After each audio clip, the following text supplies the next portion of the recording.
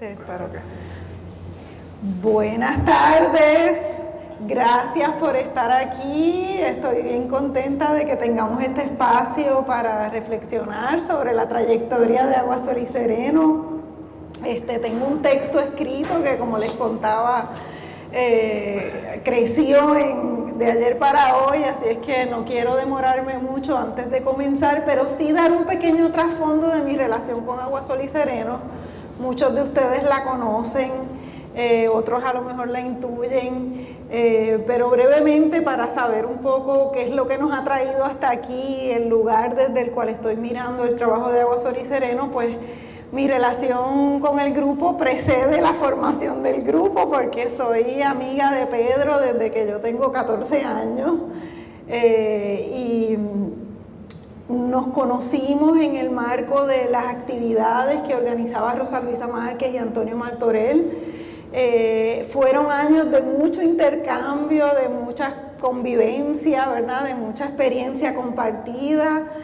También en nuestras visitas al Bredan Puppet Theater, por innumerables ocasiones, veranos que pasamos allá, también por un vínculo ya en el ámbito más familiar, y es que Pedro trabajó con mi mamá en el programa Decisión 88, cuando Marcia era analista de OAPA Televisión de las elecciones, así es que ahí hubo también otro espacio, ¿verdad?, de intercambio muy cercano. Luego él se queda colaborando con CEREP, con el Centro de Estudios de la Realidad Puertorriqueña.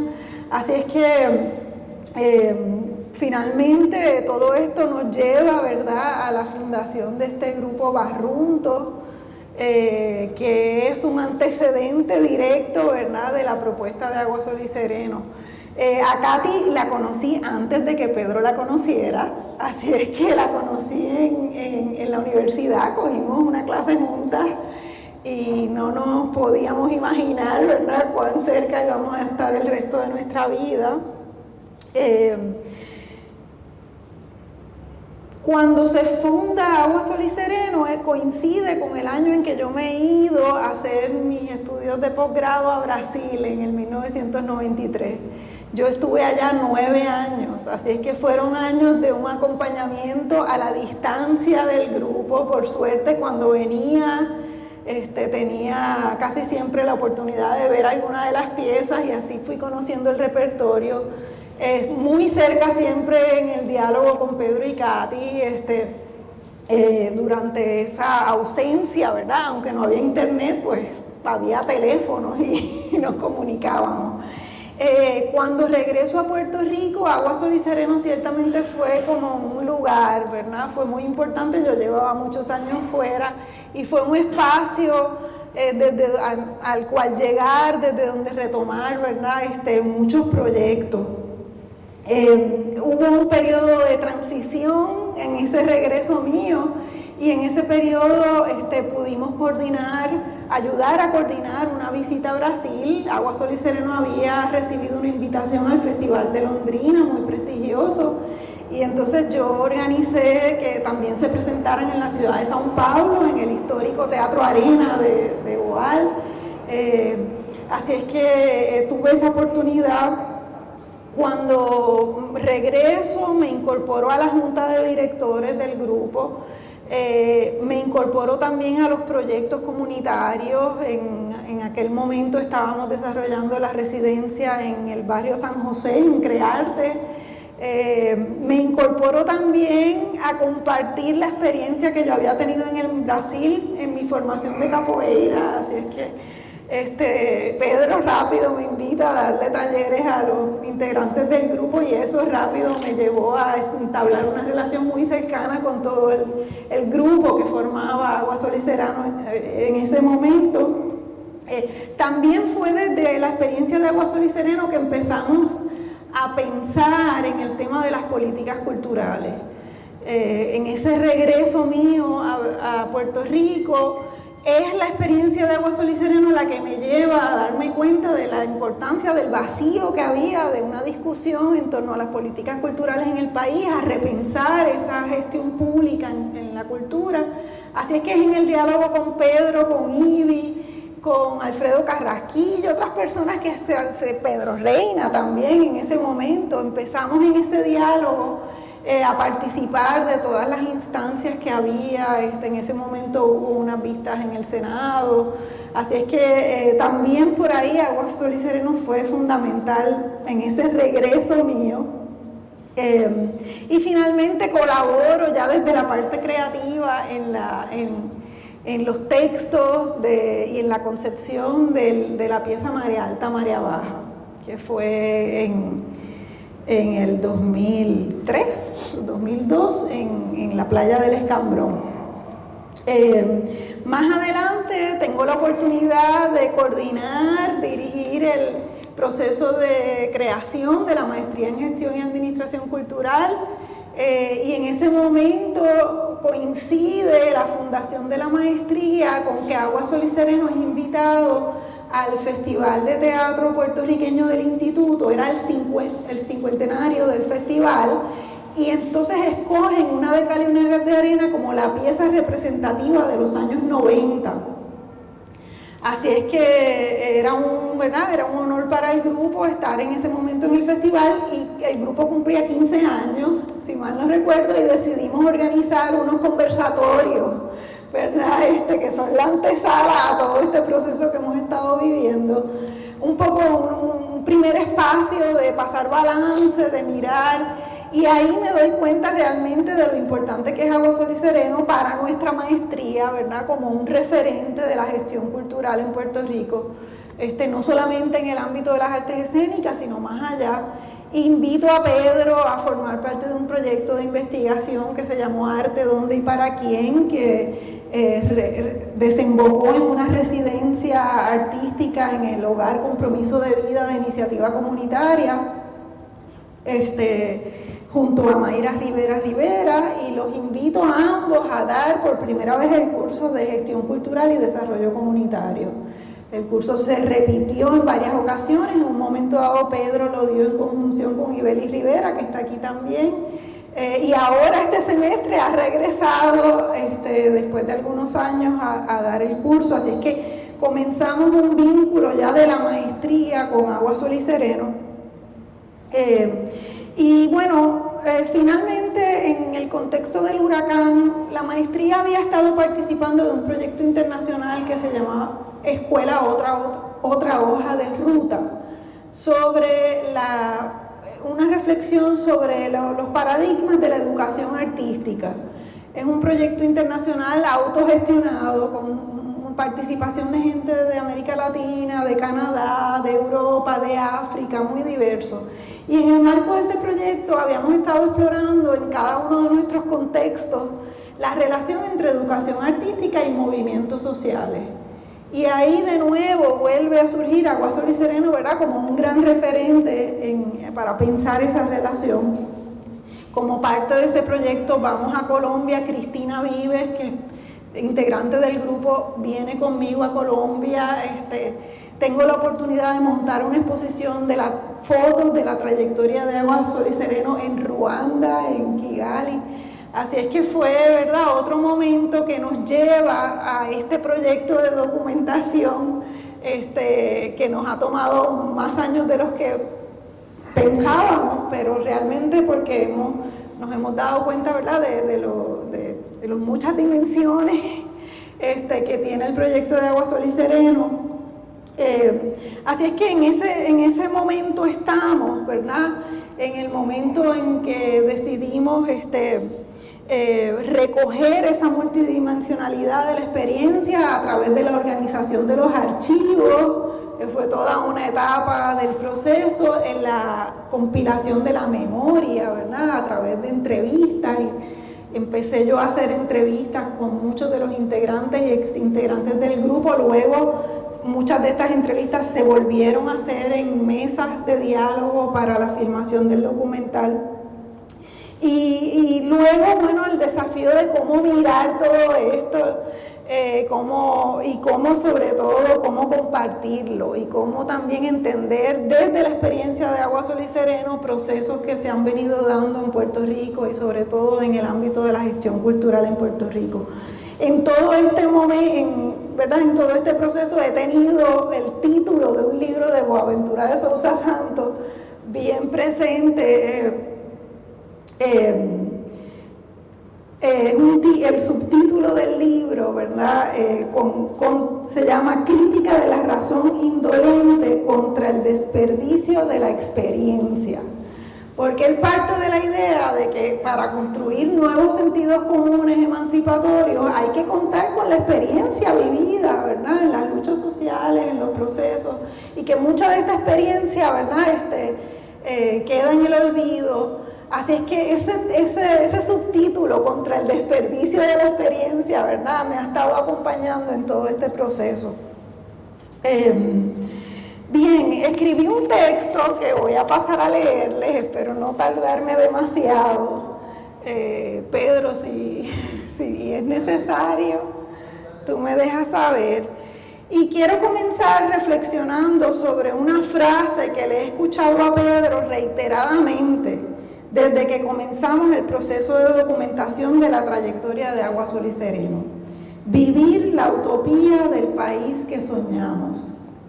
¿Qué significa para un grupo de teatro emergente plantearse este propósito como punto de partida, como brújula de navegación? ¿De qué modo se ha materializado ese país que soñamos en su práctica estética, pedagógica, política y comunitaria? ¿Qué nos dice esta experiencia sobre el valor de la imaginación y de lo simbólico? ¿Qué nos dice de las posibilidades de un teatro que abraza la ritualidad como experiencia de comunidad dentro y fuera del escenario? La vida está hecha de la misma madera de los sueños, ha dicho el sociólogo peruano Aníbal Quijano, en un bello ensayo que lleva por título Estética de la Utopía. Publicado en el 1990, en las postrimerías de la caída del muro de Berlín, Quijano discurre sobre el papel de la estética en las transformaciones sociales. Concibe la utopía no como una quimera, sino como un proyecto de reconstitución del sentido histórico de una sociedad. Y en el contexto latinoamericano destaca los significados de las festividades como antítesis de la reaccionalidad instrumental, colonial y capitalista. A modo de conjura, en tiempos marcados por el llamado fin de las utopías y el surgimiento de un nuevo orden mundial, el ensayo de Quijano apunta en la misma dirección que tomaría Agua, Sol y Sereno, que también se funda en esos mismos años. Según el autor, un proyecto político emancipatorio en el contexto latinoamericano requiere liberar la subjetividad de los laberintos del eurocentrismo, revalorizando todo aquello que ha sido deshonrado a través de siglos de imposiciones culturales. Pensada de esta manera, la utopía implica una conversación con el pasado. Como ha dicho Paul Ricoeur, es necesario reabrir el pasado, reavivar en él potencialidades incumplidas, impedidas, masacradas.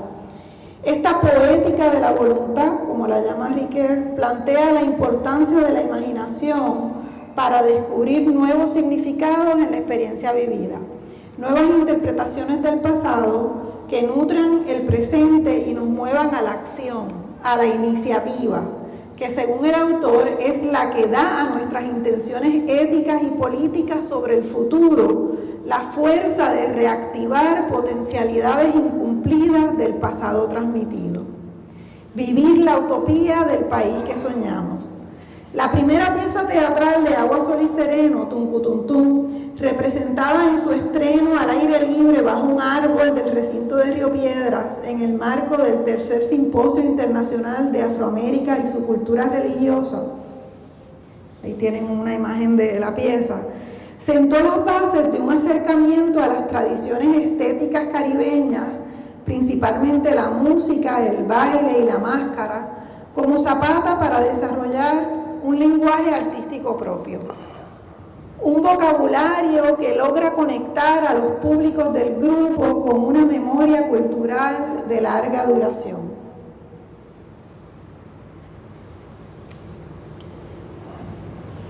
Inspirada en la poesía de Luis Párez Matos, la pieza inaugura también una práctica de diálogo profundo y apasionado por parte del grupo con la tradición literaria y artística puertorriqueña, tema al cual regresaré más adelante. Agua, Sol y Sereno descubre en la poética de Palés un acercamiento vanguardista a la raíz cultural afrocaribeña, aunado a una mirada crítica y satírica de la realidad colonial. Dicha tensión dialéctica se trabaja estéticamente en la pieza, que tiene como eje la muerte de un joven como resultado de la violencia social. Por un lado, se presenta la muerte como un momento solemne y ritual de conexión con la ancestralidad afrocaribeña.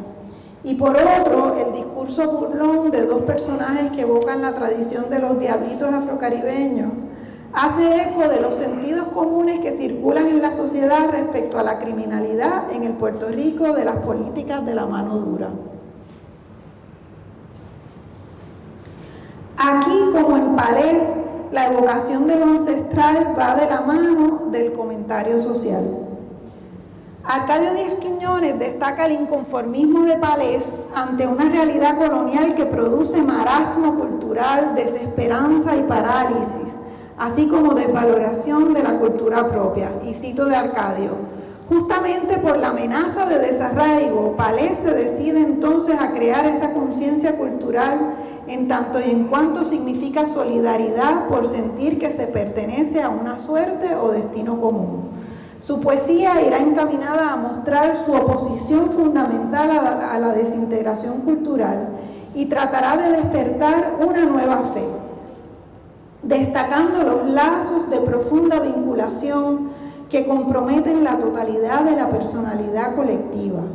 Una nueva fe que se basa ante todo en adquirir conciencia de la historia, el contexto y la unidad antillanas, visión integral que apunta en una dirección inequívoca hacia el futuro. Para Palés es el acercamiento poético a la realidad el que permite conjurar el derrotismo y producir mundos alternos. Y este es sin duda un legado palesiano que permea toda la obra creativa de Agua, Sol y Sereno. Vivir la utopía del país que soñamos. Estas imágenes son de las funciones de Tuncutuntum que se hicieron en la diáspora puertorriqueña, Nueva York, Chicago y Boston. Algunas funciones fueron en versión al aire libre y otras funciones en versión de teatro de sala. Antes he dicho que Tuncutuntum abraza las tradiciones estéticas afrocaribeñas y a su vez propone una relectura de la tradición poética de Palés. Quisiera detenerme aquí en el concepto de tradición y las múltiples dimensiones del trabajo de reactualización continua y de reinvención de las tradiciones en la trayectoria de Agua, Sol y Sereno. El pensador revolucionario y vanguardista peruano José Carlos Mariátegui, quien, aunque murió muy joven, fue contemporáneo de Palés, discute en varios ensayos la importancia de la tradición para el proyecto revolucionario, defendiéndola del conservadurismo de los tradicionalistas. Concibe la tradición como una continuidad histórica que no se debe encajonar en un concepto único. La tradición es, y cito, contra lo que desean los tradicionalistas, viva y móvil. La crean los que la niegan para renovarla y enriquecerla. La matan los que la quieren muerta y fija, prolongación de un pasado en un presente sin fuerza. La tradición se caracteriza precisamente por su resistencia a dejarse aprender en una fórmula hermética. Es heterogénea y contradictoria en sus componentes. Cierro la cita. La recuperación de la tradición, particularmente de las tradiciones soslayadas, responde para Mariátegui a una voluntad creadora. Los revolucionarios encarnan la voluntad de la sociedad de no petrificarse en un estadio, de no inmovilizarse en una actitud. Cierro la cita. La imaginación del futuro y la recuperación del pasado caminan codo a codo desde la perspectiva revolucionaria de Mariátegui. El diálogo con las tradiciones populares ha ocupado un lugar medular en el trabajo de Agua, Sol y Sereno, como ya presagiaba Tuncutuntum. Enfatizo en la noción de diálogo porque este acercamiento siempre ha involucrado una reelaboración, una búsqueda estética. El vejigante fuera del entorno del carnaval entra a escena para acompañar en su tránsito ancestral al joven asesinado. La plena lamento que abre el cortejo fúnebre evoca las tradiciones afrocaribeñas del duelo. El trabajo con estos elementos de la tradición en las piezas de repertorio ha producido un rico alfabeto estético, un vocabulario propio. Sin embargo, este diálogo con la tradición en la trayectoria de Agua, Sol y Sereno trasciende el repertorio teatral para abarcar toda una actividad comunitaria que ha tenido como eje el formato de la comparsa, la reinvención de las fiestas populares, la creación de nuevos rituales de celebración de la vida, de poéticas del duelo, a lo que regresaré más adelante.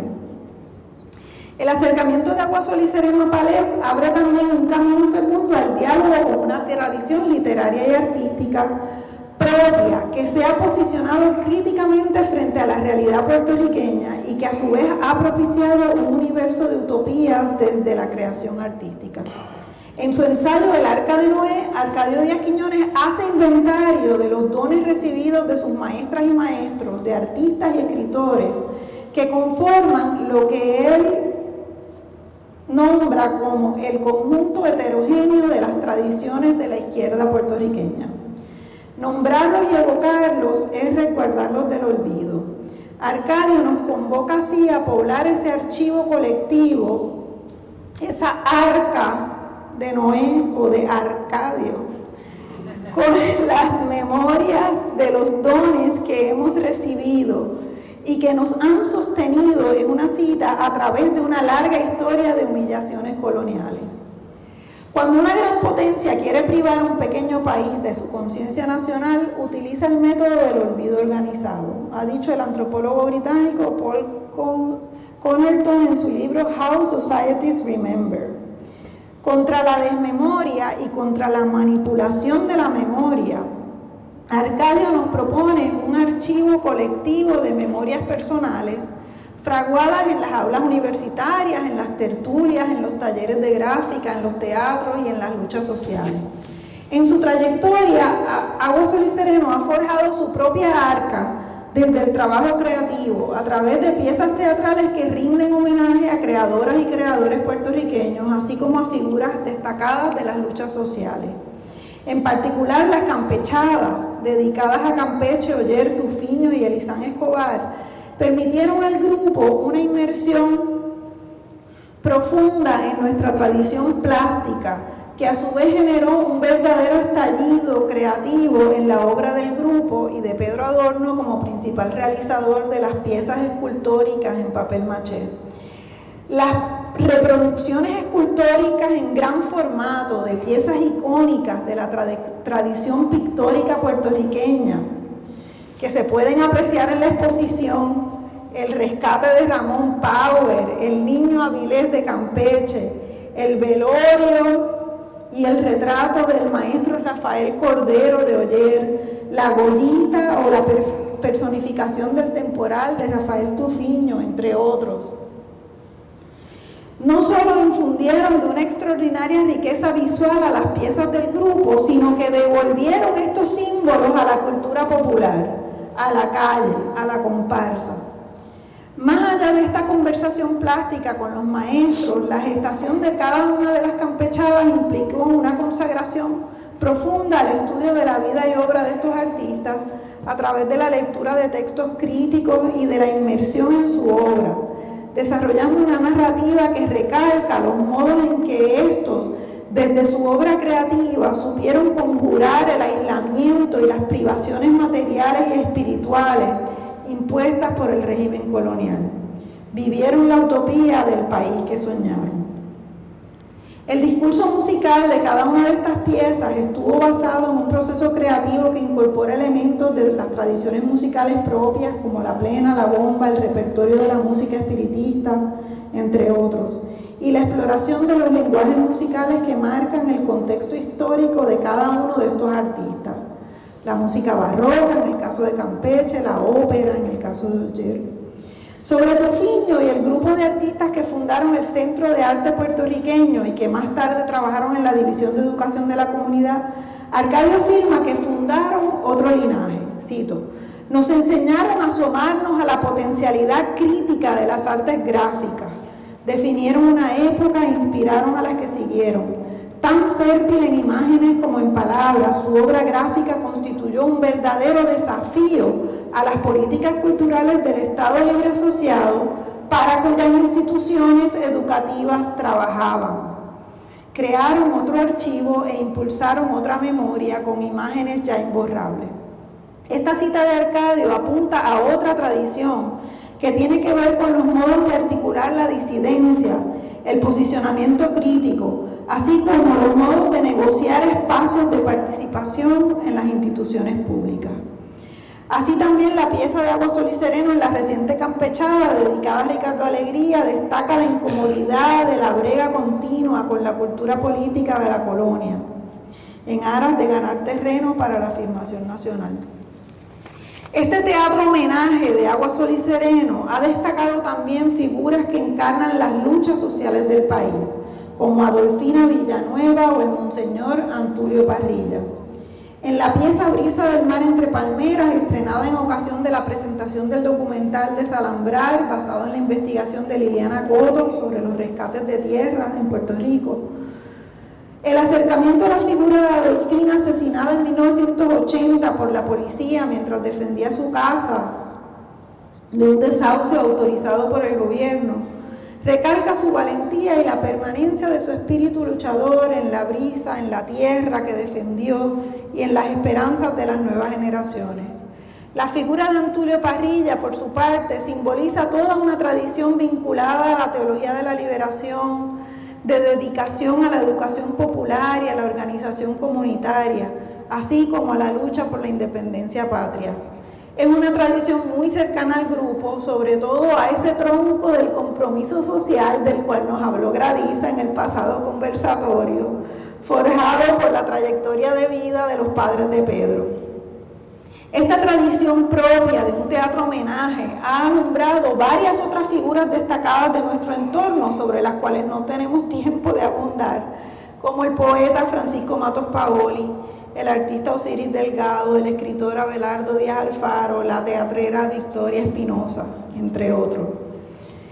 Esta invocación de una memoria colectiva a través del teatro homenaje, aquí tienen algunas imágenes de la pieza de Antulio. Esta invocación de una memoria colectiva a través del teatro homenaje se ha desarrollado también desde el formato de la comparsa, en una nueva tradición aguasolera, la tradición de la comparsa homenaje, o del homenaje en comparsa. El historiador británico Eric Hobsbawm ha propuesto la idea de que las tradiciones, aunque pueden parecer inmemoriales y con orígenes difusos, muchas veces son producto de la imposición hegemónica del poder. Es decir, que son tradiciones inventadas. Esta perspectiva nos permite un acercamiento a los procesos históricos imbrincados en la forja y en el desarrollo, en la sedimentación de las tradiciones.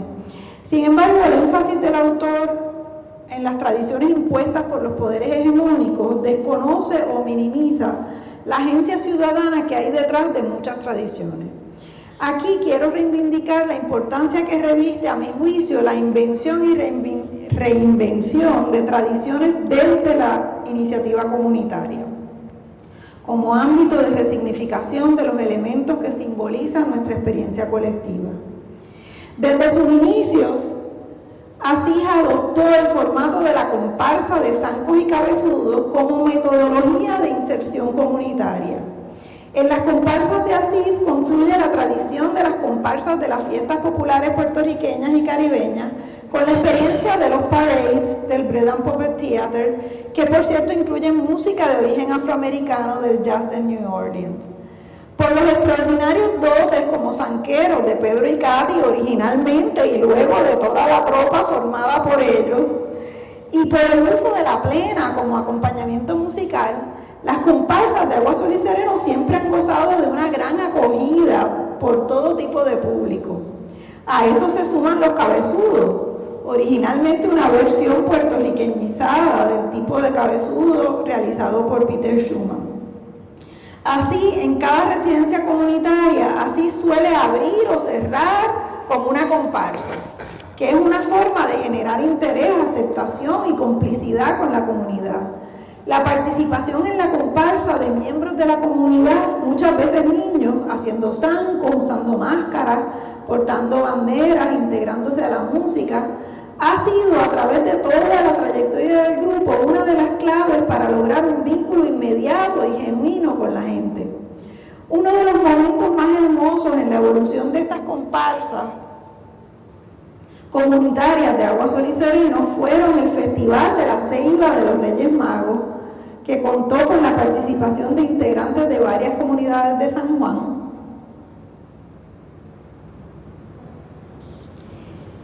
Y el festival El Nacimiento en la Mano, que tuvo lugar durante la residencia en Crearte en la comunidad de San José.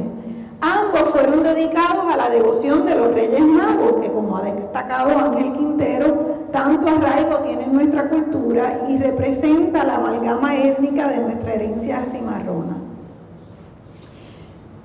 La evolución de los cabezudos en Asís y en la obra plástica de Pedro como su realizador principal es un tema en sí mismo que tiene mucha tela para cortar.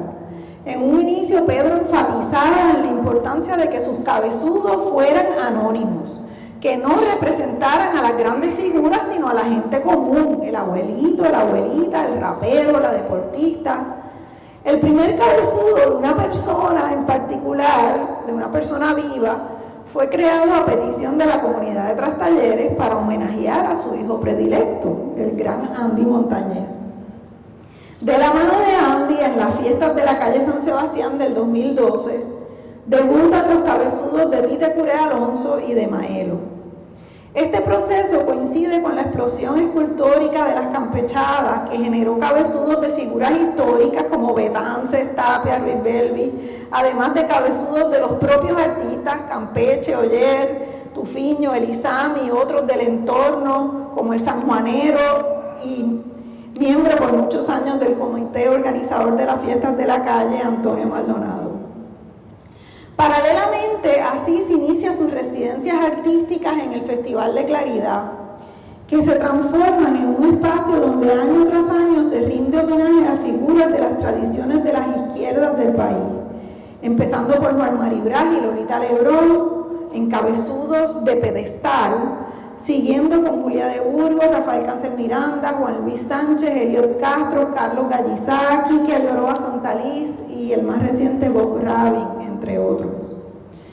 Un momento cumbre en la evolución de la función simbólica de los cabezudos de Asís tuvo lugar con la creación del cabezudo de Oscar López Rivera en el 2013 y la prominencia que tuvo a lo largo de toda la campaña para su excarcelación. Quiero citar por extenso una memoria de Saúl Castellano, quien junto a Jan Sotos, que se encuentra aquí presente, tuvieron la responsabilidad de encarnar a Oscar en distintas manifestaciones de la campaña. Dice Saúl: yo me llevo bien adentro esa magia de haber experimentado la posibilidad real de que una pieza de arte trascienda lo estético de una pared o lo estático de un elemento contemplativo y realmente penetre en la psiquis, haga un cambio y cree magia, produzca el milagro. Cuando yo me ponía el cabezudo en las marchas para la excarcelación de Oscar, recuerdo que dentro del cabezudo todo el tiempo yo iba repitiendo: yo soy libre, yo soy libre, yo soy libre. Porque yo, cuando me ponía ese cabezudo, no era Saúl, yo era Oscar López. Y yo quería estar caminando ahí, enviarle ese sentimiento de libertad. También recuerdo cuando hicimos a la mar con Oscar, que yo me bajo del bote con el cabezudo y me recibe Clarisa con su hija. En ese momento ella me aprieta la mano. Ella no le estaba apretando la mano a Saúl, ella le estaba apretando la mano a su papá. Y cuando me abraza, ella llora y está llorando con su papá. Yo sentí que yo no era yo, y ahí es que surge el evento mágico donde realmente el arte trasciende lo material, mundano, lo sólido, lo plástico, y entra a ser otra cosa. Las fiestas de la calle San Sebastián son una tradición relativamente reciente en nuestra historia colectiva y constituyen hoy el acontecimiento popular de mayor arraigo en el país.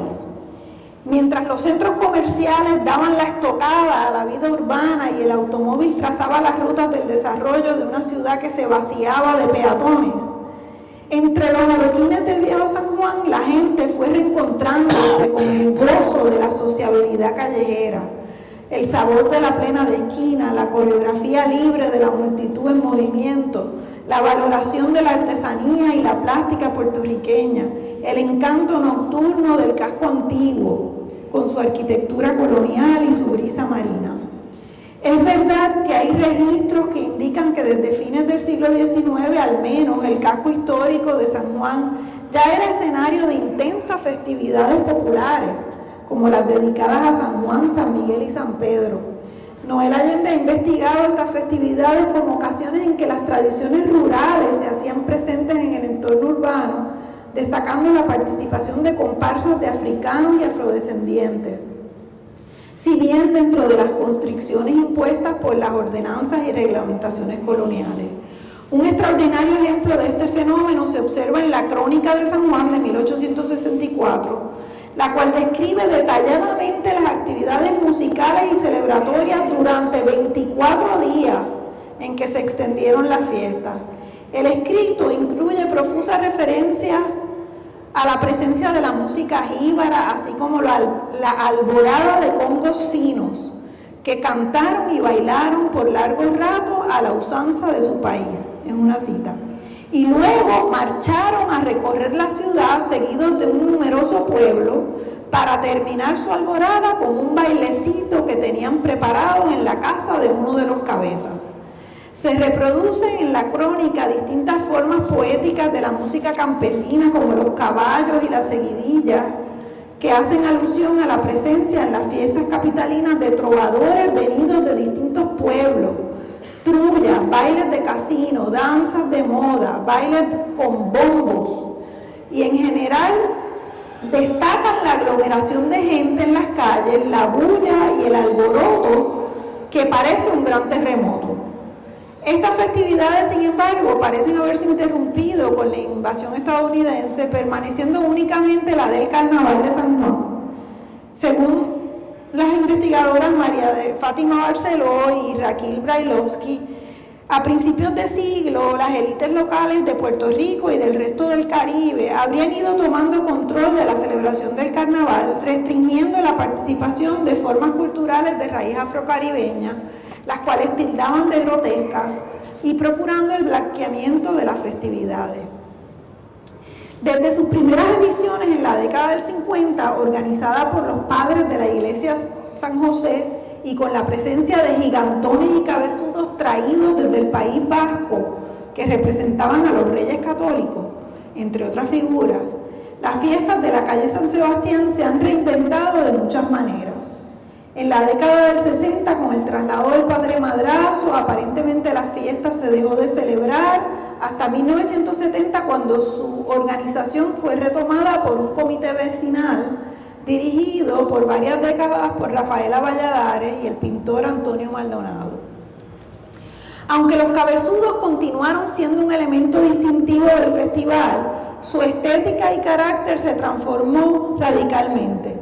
Como recuerda la propia Valladares respecto a los cabezudos gigantes originales, y cito: como no respondían a nuestra cultura, los descarté y los reemplacé por cabezudos más pequeños y livianos con personajes populares identificados con la cultura puertorriqueña. Estos estaban hechos de espuma pintada y representan los personajes populares como Juan Bobo y su puerca, el general y otras figuras emblemáticas de la ciudad colonial. Durante 4 décadas estos cabezudos se mantuvieron prácticamente inalterables en su estética y carácter. En la década del 80 se comenzó a restringir el ingreso de automóviles a la ciudad colonial durante las festividades, garantizando el uso de la calle como espacio peatonal. El carácter popular de la fiesta se acentuó, convirtiéndose en el evento cultural de mayor concurrencia en el país, superando con creces la celebración de otros carnavales y fiestas populares. En una vívida crónica, el periodista cultural Pedro Servigón describió la conmoción que sintió al presenciar la edición de 1981 de la fiesta y concluyó que ese día sintió que el Carnaval de Río se había mudado a San Juan. Con la inauguración de la Plaza del Quinto Centenario en 1992, al final de la calle San Sebastián, cobraron especial protagonismo los espectáculos musicales masivos que ofrecía el municipio y los elementos comerciales se hicieron cada vez más presentes con empresas de publicidad contratando músicos y zanqueros para promocionar sus productos. A pesar de esta presión comercial, las fiestas siguieron siendo un espacio de la gente, de los grupos de pleneros que se reúnen año tras año en la misma esquina, de familias, iglesias, escuelas, comunidades que vienen en grupos de otros pueblos de la isla a celebrar juntos, de los artesanos y artistas visuales. Con ese espíritu, así, Agua Sol y Sereno comenzó a participar en la fiesta, inicialmente de manera espontánea, como ya lo habían hecho en otros carnavales y fiestas populares, y eventualmente como una actividad fundamental en la agenda del grupo, probablemente la que les ha dado mayor visibilidad nacional. A mi juicio, una de las reinvenciones más deslumbrantes por su fuerza estética y por su pertinencia comunitaria de las fiestas de la calle San Sebastián ha sido la presencia y evolución de las comparsas de Agua Sol y Sereno. En la última década, el grupo ha instituido su propio homenaje anual a alguna figura, viva o fallecida, de especial relevancia para la comunidad, construyendo un cabezudo para la ocasión.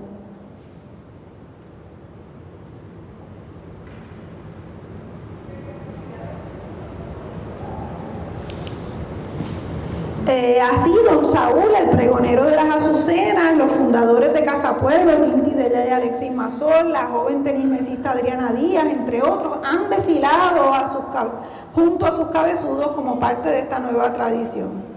La creación de cabezudos de personas conocidas, vivas o muertas, ha infundido una particular energía espiritual al trabajo de Agua Sol y Sereno. Ha reforzado el carácter devocional de los cabezudos. Todo comienza con un pedido. Esculpir el rostro es dar vida al barro, tarea que generalmente realiza Pedro en el caso de los cabezudos. El proceso de poner el papel maché a partir del molde de arcilla es una tarea que requiere paciencia y se realiza de forma colectiva. Largas horas de trabajo que son un espacio de introspección, así como de diálogo y reflexión colectiva. Una vez terminados, pintados y listos para usar, es hora de darles vida a través de la interpretación. Más allá de las dificultades técnicas a las que todo el mundo tiene que acostumbrarse al ponerse un cabezudo, poca visibilidad, calor, calles abarrotadas, encarnar estas figuras e invocar su presencia es un proceso de alta intensidad espiritual. Finalmente, la comparsa en su conjunto se convierte en una ofrenda comunitaria, un espacio intenso de múltiples interacciones. La multitud reconociendo a las personalidades de la comparsa, abrazándolas, bailando con ellas, tomándose selfies, admirando a los zanqueros, cantando con los músicos. Al mismo tiempo es un rito de cohesión interna, en el que participan no solo los actuales integrantes del grupo, sino también los ex integrantes, amigos y familiares, así como voluntarios recurrentes o recién llegados. La comparsa sí tiene también un fuerte elemento de reunión familiar. Para finalizar, quería mostrarles esto porque es una forma de constatar el modo en que los cabezudos de Agua Sol y Sereno han penetrado en el imaginario popular, ¿verdad? Un puesto de artesanos en las fiestas tiene estas representaciones de los personajes populares y entre los personajes pues tradicionales aquellos, ya se incluye a don Saúl y a Tite Curet, aparecen ahí representados. Para finalizar, quiero hacer referencia a las comparsas que honran a personas recientemente fallecidas, como una nueva tradición de duelo comunitario. El crítico Roberto Irizarry ha observado que los entierros son una presencia persistente en el teatro de Agua Sol y Sereno y hace referencia a su aparición en Tuncutuntún, en Una de cal y una de arena y en Marea Alta, Marea Baja. para Irizarry, esta presencia proviene de una confrontación con la memoria oficial y un llamado a desafiar sus silencios. Además de este enfoque sociopolítico de la muerte en el contexto colonial puertorriqueño, me parece que la poética del duelo de Asís está permeada por las tradiciones funerarias afrocaribeñas, donde la música y la celebración juegan un papel importante, como se observa en la tradición del baquiné, que se recrea en Tuncutuntum partiendo de la reinterpretación poética de Palés. Además, la simbolización de la muerte en el teatro de Agua, Sol y Sereno tiene que ver con una invocación de la presencia espiritual de los ancestros en el mundo de los vivos. En las piezas de Agua, Sol y Sereno, los muertos sueñan, cantan, emergen del océano, bailan, cuentan historias en el escenario. Los muertos en realidad nunca están muertos. El duelo así se convierte en un espacio de conexión con la memoria personal y social, así como una oportunidad para proyectar nuevo comienzo.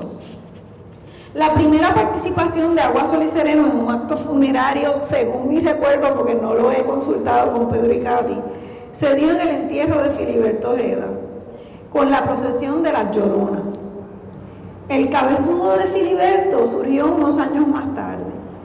Con la incorporación de algunos de los cabezudos producidos en las campechadas, así como los de Tite Curé, Ismael Rivera, ya desde hace unos 10 años las comparsas de Agua, Sol y Sereno se tornaron un nuevo panteón vivo de emblemas de nuestra cultura.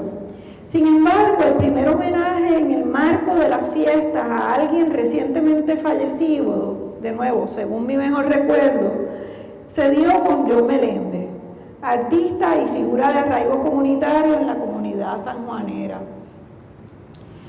La participación de familiares y amigos acompañando la comparsa le otorgó un nuevo sentido ritual. Recuerdo otro homenaje póstumo a Ismaelito Fernández y unos años más tarde, en el 2020, el homenaje al percusionista Ángel Cachete Maldonado. En este caso, su muerte había tenido lugar a escasos días del inicio de la fiesta, por lo que la preparación del cabezudo revistió también de un carácter ceremonial para el grupo. En el año 2021, un año tan devastador para Puerto Rico y el mundo, Agua, Sol y Sereno decidió celebrar la vida de 3 grandes de nuestra cultura fallecidos durante la pandemia. Una nueva reinvención se hizo necesaria y ese año las comparsas de Asís, en saludo a la San Sebastián, se trasladaron a otros escenarios comunitarios. Para evitar aglomeraciones, la ruta del recorrido no fue anunciada de antemano y solo los vecinos inmediatos recibieron con sorpresa los sonidos de la plena y la cadencia de los zanqueros y cabezudos. Desde la virtualidad, los seguidores del grupo pudieron disfrutar de una transmisión en vivo de las comparsas a través de las redes sociales.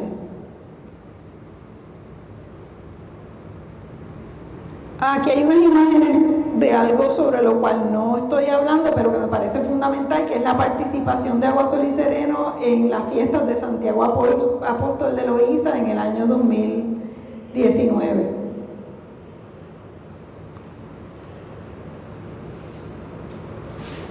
En el barrio de Trastalleres se rindió homenaje al pintor y escritor y exprisionero político Elizán Escobar. Ahí estamos, el cabezudo de Andy visitando a su mamá.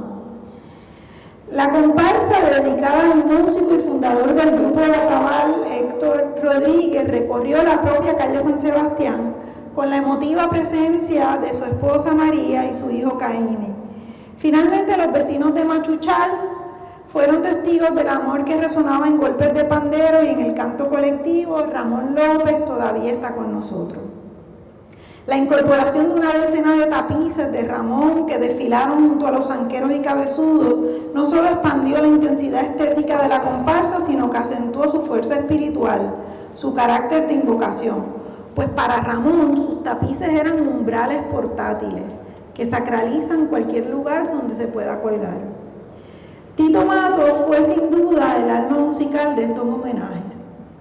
Es todavía muy difícil aceptar que menos de un año después nos tocara rendirle homenaje póstumo.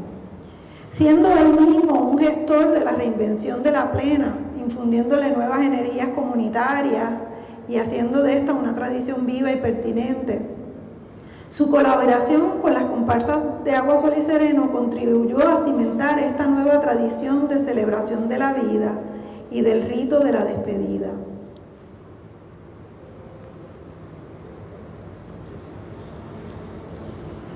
Los rituales, el tiempo ritual constituye una especie de asidero, de resguardo ante la incertidumbre instalada como estado de excepción permanente.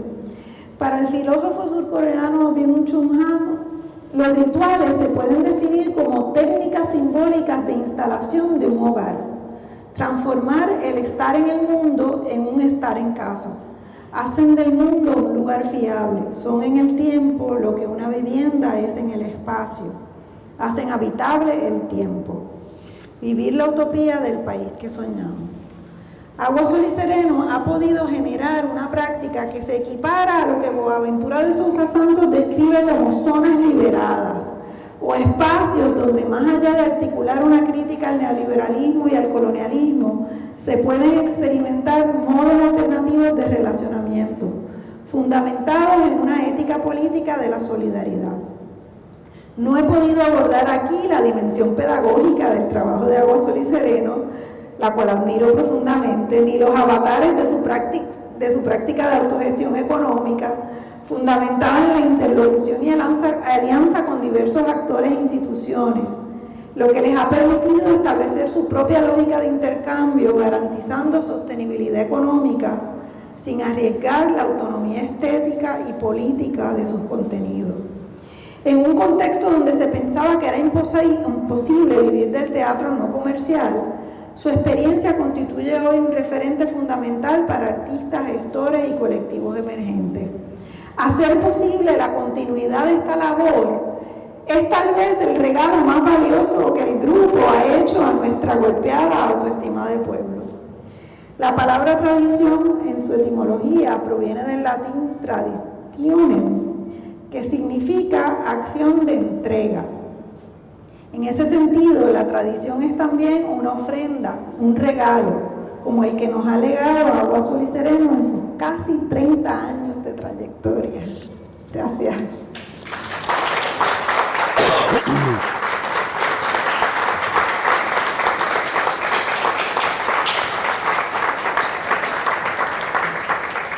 Gracias, Mari. Aunque ustedes no lo crean, nosotros no conversamos sobre qué era lo que íbamos a compartir. Y hay temas que se van a repetir, con la excepción de que Marella leyó un texto y yo me voy freestyle. Primero, corresponder al saludo de Pedro y también afirmar que yo no sería yo sin ti y sin Marella. Creo que nuestras vidas han estado entrelazadas de una manera muy curiosa porque hemos vivido invocando una referencia académica muy importante del universo de Marvel, el metaverso. Yo con Pedro siempre he sentido que hemos vivido como en universos paralelos, porque a lo largo de los años, y somos amigos hace 30 años, todavía somos capaces de hablar de cosas que los dos vivimos casi el uno al lado del otro, pero sin conciencia de que estábamos en el mismo sitio o de que conocíamos a las mismas personas. Así que cada vez es como que tú conoces a fulano de tal. Y de momento descubrir que la distancia no existe, que simplemente hemos estado en el mismo barrio, lo único que casi de manera sincronizada nos hemos escapado el uno del otro hasta ese momento en que reconocemos que los dos estuvimos allí, que los dos teníamos una relación con esa persona. Y es para mí siempre una ocasión muy grata. Antes de continuar, quiero decir que delante de mí está el doctor Samuel Silva Gotay. Sorry, Sammy. Y yo, ¿verdad? Creo que es un regalo de la vida que Sammy esté aquí hoy, porque en la Universidad de Puerto Rico todos los días, cuando yo me las veo negras, siempre recuerdo cuando Sammy asumió como profesor distinguido, porque yo nunca he visto a un académico darle una catimba al presidente y al rector de la universidad con tanta alegría y con tanto amor. Así que cuando yo lucho con las maneras de gritar y de poder impugnar a la gente, siempre pienso, yo quiero ser como Sammy cuando sea grande. Yo quiero encontrar la manera de poder hablarle al poder desde el profundo amor, pero con profundo sentido de razón. Así que Sammy, celebro mucho que estés aquí. También saludo al doctor Chuco Quintero. Un aplauso para ti.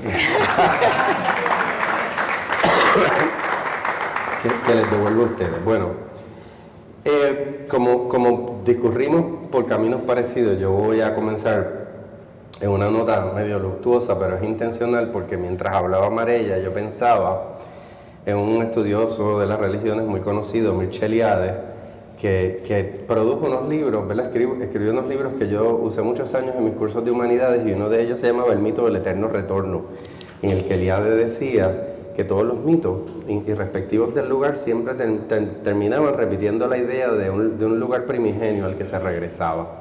Y yo creo que Mare ha hecho alusión aquí a algo que a mí me parece curioso y que yo advierto en la vida del colectivo y que advierto en la vida de Pedro. Ayer, por pura casualidad, estábamos en la editorial de la Universidad de Puerto Rico despidiendo a don Jesús Tomé, una figura no muy conocida más allá de los círculos editoriales, pero una figura fundamental para toda persona que conoció del mundo del libro.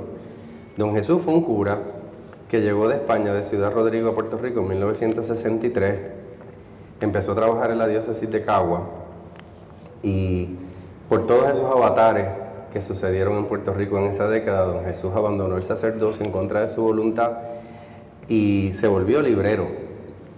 Y tanto fue así que en 1969, y esto lo narra el amigo Alfredo Torres en un relato que leyó ayer, don Jesús pidió trabajo en la librería La Tertulia, que había sido una librería fundada por activistas católicos, ¿verdad?, partidarios de la teología de la liberación, que le dieron trabajo a don Jesús, y además le dieron una cama. Así que don Jesús dormía en la librería. En 1969 hubo un tumulto muy grande en Río Piedras, una turba republicana trató de entrar al recinto, no los dejaron, y trató de incendiar la sede del Movimiento Pro Independencia, y además fue a la librería La Tertulia, rompió los cristales y tiró un cóctel molotov dentro de la librería donde dormía don Jesús. Y don Jesús sobrevivió a eso, y más adelante, finales de 1986, después de haber trabajado en otros lugares en Río Piedras, pasó a trabajar a la editorial de la Universidad de Puerto Rico, de donde se jubiló en el 2012, y todo el que tuvo alguna vez algo que ver con él se tropezaba con una figura de una erudición extraordinaria, un hombre bien sobrio que siempre andaba con una mochilita y un sombrero, y caminaba por Río Piedras, trabajaba en la editorial, y la gente acudía a él. A mí me pareció interesante porque en algún momento me dijeron, créame que esto tiene que ver con lo que venimos a hablar, comentaban, ya don Jesús hacia el final de su trabajo en la editorial, alguien me dijo, a don Jesús le devolvieron la licencia sacerdotal. Y yo dije, don Jesús es cura. Y entonces me dijeron, sí, él siempre ha sido cura, lo único que se quitó. Y de momento, en este momento de la vida, le dio con volver a decir misa y le devolvieron la licencia sacerdotal, y dice misa en Barrio Obrero, que era donde vivía, en un apartamento. Lo curioso es que cuando don Jesús llegó a Puerto Rico, él tenía un monaguillo que eventualmente se volvía el obispo de Ponce, Monseñor Rubén. Y entonces, cuando don Jesús decidió que quería volver a ser cura, el que fue su monaguillo fue el que le devolvió el permiso para decir misa. Y a mí me pareció que se completaba un círculo bien interesante, porque don Jesús a nadie le decía que él decía misa, pero decía misa en Barrio Obrero. Entonces, cuando uno piensa en la figura de Pedro, y voy a pedir aquí una licencia cuando hablo de Pedro, voy a enfocarme en él un poquito porque hay una relación personal muy estrecha, pero quiero también reconocer que hablo del trabajo colectivo, que hablo de Katy, que hablo de Julio, que hablo de Israel, que hablo de todas las personas, que hablo de Jan, que han pasado por la compañía y que han dejado su huella en ella. Curiosamente, una de las cosas, de las muchas coincidencias que Pedro y yo tenemos, es que los dos llevamos el mismo nombre 2 veces, nos llamamos Pedro Ángel. Así que por ahí empiezan las coincidencias. Fuimos educados por curas agustinos, yo en la Escuela Superior en Santurce y en el Colegio San Agustín en Lomas Verdes, en Bayamón. Así que esa es una de las muchas referencias que vamos descubriendo según vamos encontrando cosas, porque para entender a Pedro deberíamos olvidar, por ejemplo, que sus papás fueron activistas católicos, militantes desde la religión, ¿verdad?, por el progreso social. Y yo digo que lo olvidemos un momento porque eventualmente vamos a llegar a algo que nos lo va a recordar, ¿verdad? Personas que en la década del 60, década en que nace Pedro, nazco yo, y por poco queman a don Jesús en la tertulia. En Puerto Rico se vivía una serie de momentos de muchísima tensión y de mucho cambio social, y que entonces, en medio de ese Puerto Rico que vivía huelgas en la universidad, asesinatos de estudiantes, como fue el caso de Antonia, nacimos y crecimos en un Puerto Rico que todavía tenía alguna esperanza para crear y para hacer. Una de las cosas que yo utilicé para enfocar estos pensamientos que voy a compartir con ustedes es el título que le dieron a esta actividad: Diálogo Social, Autonomía Estética y Ética Solidaria. Y yo quería hablar, ¿verdad?, de cada una de esas cosas, porque si yo tuviera que caracterizar mi relación con Pedro y por ende con la compañía, es la de un diálogo que no para, la de un diálogo que nosotros hemos ido manteniendo a lo largo de los años. Y ahora les hago una anécdota de cómo nos conocimos, pero en ese mismo trayecto es importante recordar que Pedro llega a la Universidad de Puerto Rico en Calley para ser psicólogo y termina artista, que en el proceso, ¿verdad?, deja los estudios, conoce a Katy, la libra de un matrimonio inminente que iba a suceder. Katy sí se gradúa de maestra y Pedro emprende, ¿verdad?, luego de un interludio muy importante en Nicaragua en tiempos de guerra. Ambos se marchan a Vermont, un estado bien interesante porque es un nido de artistas locos y personas pudientes, ¿verdad?, que se instala en ese imaginario del noreste de Estados Unidos y que es muy diferente a los estados que le acompañan. Y allí conoce a Peter Schumann, que es una persona evidentemente dada al arte desde los espacios grandes, desde una carpa de circo, donde Pedro, después de haber pasado por Rosa Luisa y Toño, los teatreros de Calley, trabaja con un maestro que se especializa en agrandar, en exagerar y en deformar en clave de alegría. A mí eso me parece una parte importante del vocabulario artístico que Pedro trae a Puerto Rico con Katy y que pone en práctica en la compañía y que genera otra cosa, pero es un vocabulario con el que se va construyendo un lenguaje. A mí me parece que para entenderlo es necesario reconocer que es una forma de hacer arte, no necesariamente de hacer teatro, porque uno de los caminos que ha discurrido por aquí es que la compañía ha tenido una tenacidad extraordinaria de trabajar con materiales simples, en un vocabulario simple, con una intención simple, pero que es de una profunda complejidad, y es una profunda complejidad que se viene a descubrir con el pasar los años y cuando podemos presenciar de momento, de un cantazo, lo que está en esta exhibición, en este museo. Porque de lo contrario es como alguien contaba del mapa de Chile en una película de Patricio Guzmán, que los chilenos tienen una geografía larga, y alguien en uno de esos documentales comentaba que los chilenos nunca se podían ver el país entero en un mapa porque era pues un país larguísimo. Y curiosamente, en una de esas películas que se llama La Nostalgia de la Luz, un documental de Patricio Guzmán, un artista lo que hace es producir un inmenso mapa enrollado de la geografía de Chile. Entonces, esa manera de hacer arte, esa manera de acercarse a la pregunta, porque yo me atrevería a afirmar que una de las cosas que caracteriza el trabajo de Agua, Sol y Sereno es que siempre andan formulando una pregunta. O sea, podríamos decir que es la pedagogía de la pregunta y referirnos a lo socrático, pero a mí me parece que la compañía todo el tiempo está haciéndose una pregunta y tratando de armarla, y en ese proceso nosotros asistimos al intento como un evento artístico. Yo en 1993, van a ser 30 años, trabajaba aquí cerquita en Casablanca, en la Fundación Puertorriqueña de las Humanidades, en un interludio que tuve entre trabajos, porque había empezado mi carrera docente y paré para trabajar en una fundación, y ahí conozco el trabajo de Agua, Sol y Sereno, porque en aquel momento empezamos a apoyar un proyecto que se estaba haciendo en los hogares de tratamiento social, las cárceles de jóvenes, con la compañía que estaba siendo auspiciado, ¿verdad? Eran varios proyectos. Había también un proyecto en Salinas, se estaba trabajando con la Universidad Interamericana, se estaba trabajando con la corporación Capetcom, que en aquel momento hacía trabajo pionero comunitario y que tenía presencia en distintos lugares. nos permitió ¿verdad? A mí, a la institución y a la compañía conocernos mejor, pero fue en realidad en la Fundación Comunitaria de Puerto Rico, trabajando en una iniciativa que se llamaba la Iniciativa para Reformar la Escuela Intermedia, que tenía un componente que se llamaba la Iniciativa de Artes en la Educación, donde tuvimos la oportunidad de sentarnos por primera vez juntos y nos vino a ser hasta el año 2000 que nos tocó, después de otro trabajo, montarnos en un avión, ir a trabajar a la República Dominicana, quedarnos en el mismo cuarto a dormir para no dormir. Porque esa noche, a pesar de que habíamos conversado muchísimo entre 1993 y el año 2000, fue la primera vez que nos reconocimos y nos matamos hablando hasta que salió el sol. Así que para mí el trabajo de Agua, Sol y Sereno se caracteriza, entre otras cosas, porque ha querido formular y reformular un lenguaje, una búsqueda de respuestas a la pregunta, y en ese proceso ha habido una conexión muy profunda con la ancestralidad.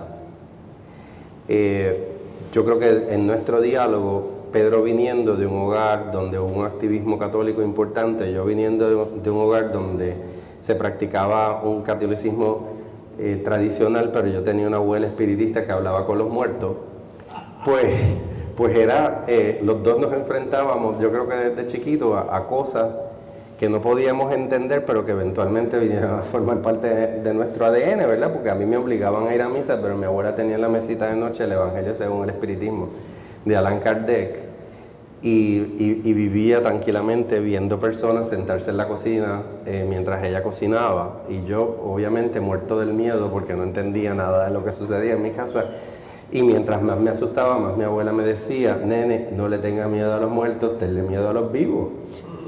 Cosa que yo rechazaba porque no entendía.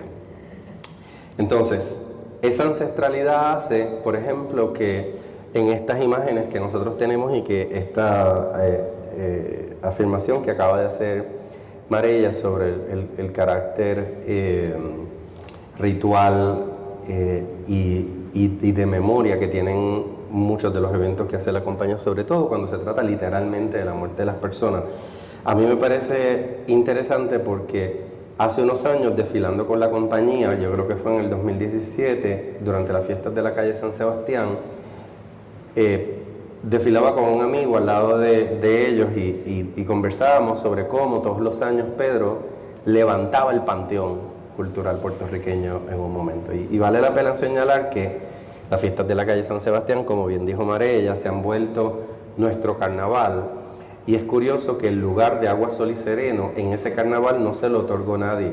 Ese lugar se lo ganó la compañía a pulso, y todos los días ya está instalado, diría yo, el hecho de que a las 6 de la tarde, todos los días de la fiesta, la gente se alinea en la calle San Sebastián a esperar que ese paso ritual, esa convocatoria, que es una idea a la que también quiero volver, se lleve a cabo, con alcaldes de un color o de otro, llueve, truene o ventee. Ya es un espacio conquistado, es un espacio de memoria, es un espacio afectivo y es un espacio histórico también.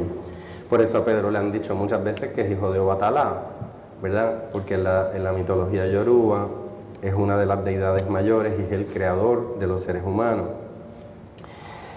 Entonces, en la búsqueda de ese lenguaje y de esa conexión ancestral, me parece que otra de las claves que hay que tener presente es que la compañía siempre ha tenido el oído puesto en tierra. Puesto en tierra quiere decir hacemos arte, pero no hacemos arte en el vacío, hacemos arte con suprema atención a lo que está pasando alrededor de nosotros, con un profundo sentido de justicia y obviamente con una visión política muy clara, que es la independencia de Puerto Rico y la opresión de Puerto Rico desde esa circunstancia. Por eso ese oído en tierra siempre ha tenido en mente a los presos políticos, a Vieques y a pueblos pequeños como Salinas y Cataño, buscando siempre cómo iniciarlos en ese rito del diálogo.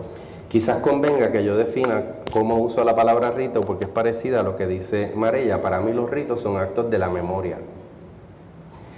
Es decir, volviendo a Eliade, ¿verdad? Eliade, en otro libro que se llama El tiempo sagrado y el tiempo profano, decía que el tiempo profano pues es el que pasa con los minutos, pero el tiempo sagrado es el tiempo donde se repite un acto fundacional, donde el tiempo se detiene. en ese acto fundacional, ¿verdad?, que es el que ocurre durante el rito, que es el acto de la memoria. El tiempo se detiene porque lo que se invoca está ahí, ha estado siempre. Lo único que en el rito tiene ese carácter. Entonces, es interesante también pensar que en esta exhibición que está aquí hay cosas que se quedaron afuera que a mí todavía me fascinan profundamente. Por ejemplo, el Teatro del Museo de Arte de Puerto Rico se inaugura en el año 2001 con una pieza que yo considero profética, que se llama La Descalza Agonía. Una pieza que por los avatares de la vida yo solamente pude ver una vez, que se ha repuesto muchas veces y que yo siento que es profética en el estricto sentido de que miró a Puerto Rico antes de que lo que ha sucedido en los últimos años ocurriera. A mí me encantaría contárselas, pero lo haría de manera muy mala, pero baste decir que en términos generales el elenco está en una isla luego de una catástrofe, o por lo menos esta es mi versión freestyle, lo que yo recuerdo de la obra. Cada uno está tratando de encontrar el sentido de su vida y al final de la obra uno como audiencia está tratando de ubicarlos. ¿Dónde están? ¿Por qué están así? ¿Qué les pasó?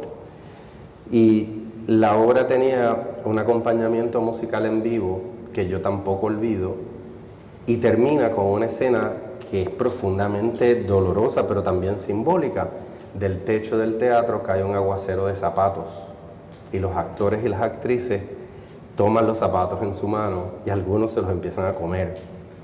Imagínense el zapato en la mitología popular y Muñoz Marín me dio zapatos y de momento encontrar a alguien que enfrentado a un zapato lo único que puede pensar es en la supervivencia.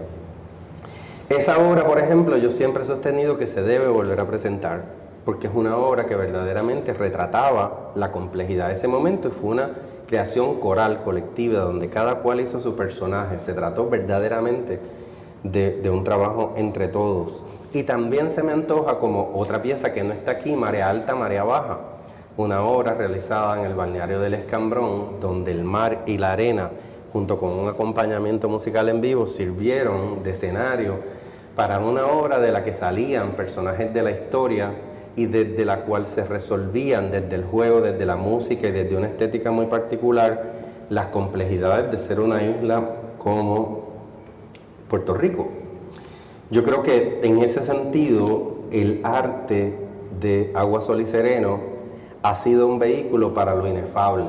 Yo creo que a medida que la compañía ha ido trabajando, ha elevado el acto estético en algo que elude las palabras, entonces acerca lo ancestral y lo mitológico a la realidad, porque confronta a la persona que lo ve con ese misterio que no se puede definir solamente por la descripción, no se puede definir solamente por el tamaño.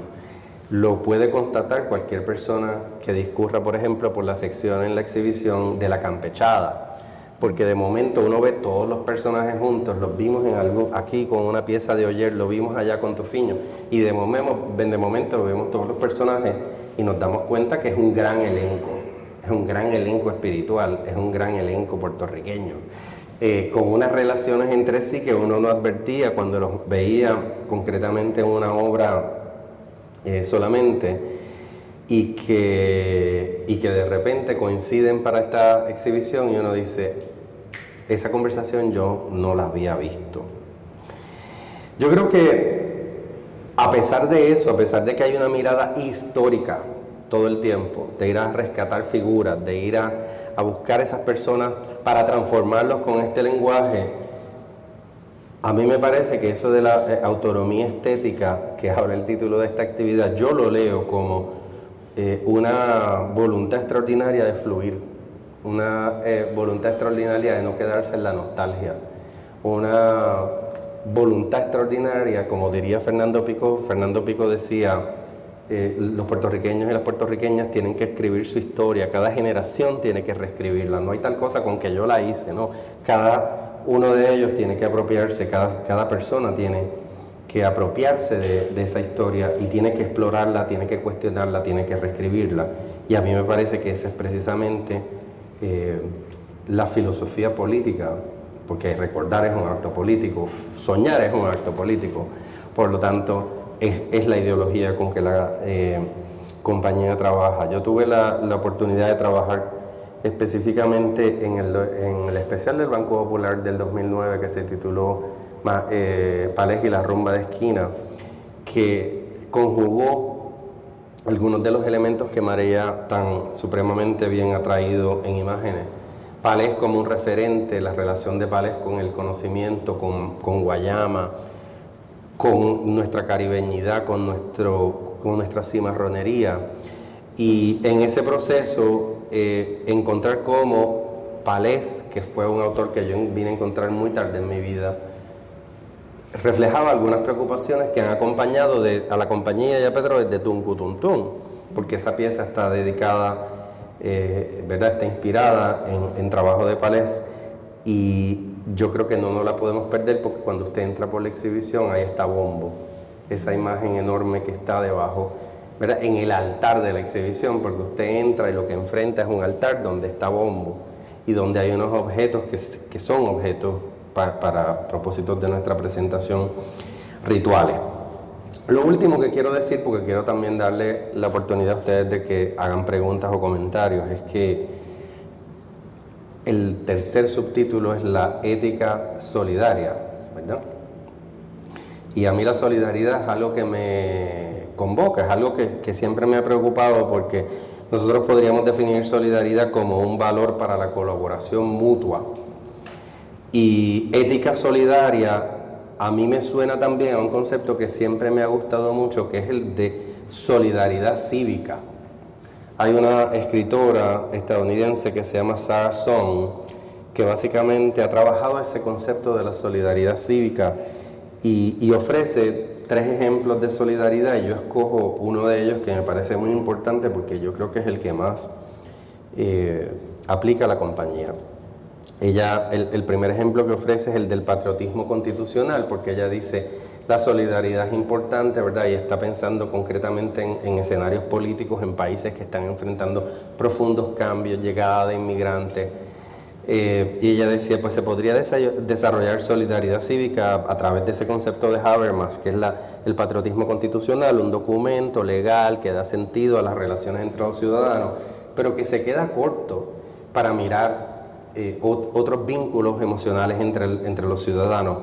El segundo es el del nacionalismo cultural, ¿verdad? El del tenemos unos valores comunes, aunque tenemos unas identidades diferentes, que en Puerto Rico tenemos un grandísimo ejemplo de él en el discurso que da Luis Muñoz Marín en el 1959, tratando de decirle a los americanos, nosotros somos puertorriqueños, pero somos leales ciudadanos de Estados Unidos, ¿verdad? Compartimos unos valores y pero no tenemos deseos de ser independientes, pero somos buenos americanos.